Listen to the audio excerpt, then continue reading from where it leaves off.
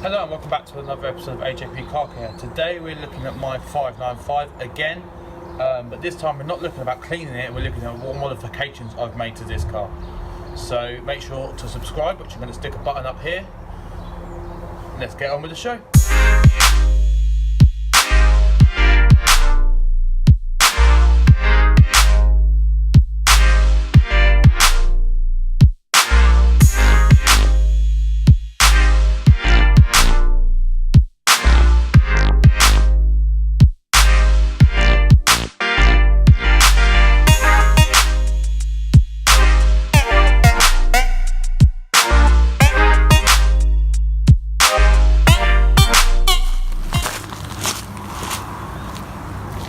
So first thing you'll notice is that the car is not sitting at standard height. We have lowered the car down on Abarth Pro springs. It's about a 20 to 30mm drop, front and rear. It just wanted to minimise that standard factory arch gap that you get because it was horrible, you could get your head in there. So we take the standard springs out, we've replaced them with Abarth Pro springs. Also, while we're here, we can talk about my second modification. I'm not going to get you close on this because they do look pretty crappy now, because these are not genuine, these are just eBay ones, mainly to see if I liked it, but I decided I am, so for this year I am going to go genuine, and that is my Ferrari centre caps. So a little nod to the Scuderia, a little bit of a heritage of the Abarth Ferrari Fiat kind of jig. But yeah, the Ferrari centre caps, they really do I really like them, they really set the car off for me.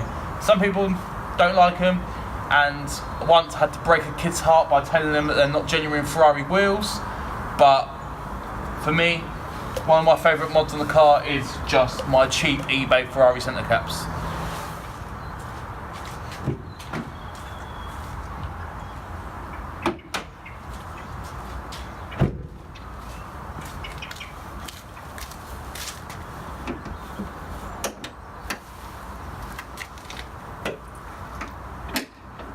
So into the engine bay. First thing you notice straight away is that we've got rid of the standard airbox. We've replaced that with a BMC OTA induction kit, which is not sitting in the right place at the moment because it needs to be bolted down to the rocker cover, and then this pipe's going to be plumbed into my scuttle panel. So linking that to the turbo, we have a silicone forge intake pipe which runs from the BMC into the cold side of the turbo, so that's drawing. This is a lot smoother than a standard air pipe, and so it's going to get you a nice flow of air. Down here we have scrapped off the recirculation, and we're now venting to atmosphere through this filter here. So it used to run from there into the intake pipe, but now we are just running straight to atmosphere. Up at the back here, we are running a Blue Spark tuning box on setting E, so the highest setting that it goes. It's said to put the car to about 170 brake-ish. I don't think it's that quick.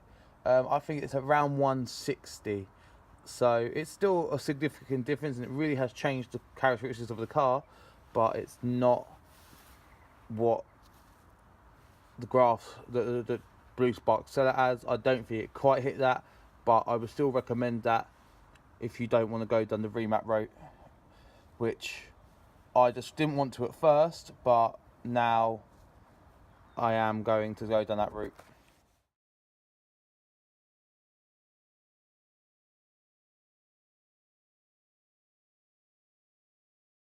So this is one of my favourite and most recent mods, is my HID conversion.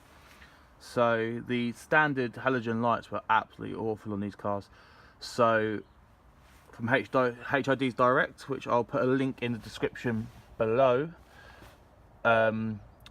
yes, so the HID kit, really easy to install, plug and play. You've got to just do a little bit of drilling just to widen the bulb holder, but for minimal effort these are absolutely worth it, and I will try to get some nighttime pictures so you can actually see the difference that they make.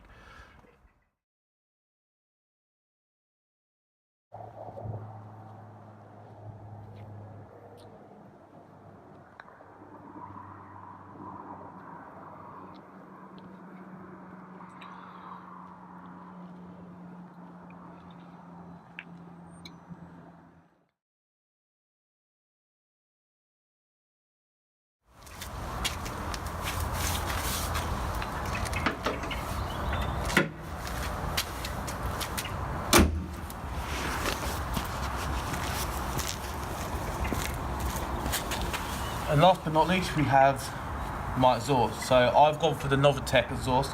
So this is a full straight back box delete. So there is no silencers, straight from the cat back. So straight pipe to the back box delete to these tips. It is loud and it does sound amazing. But I'll give you a little snippet now because I'm about to leave.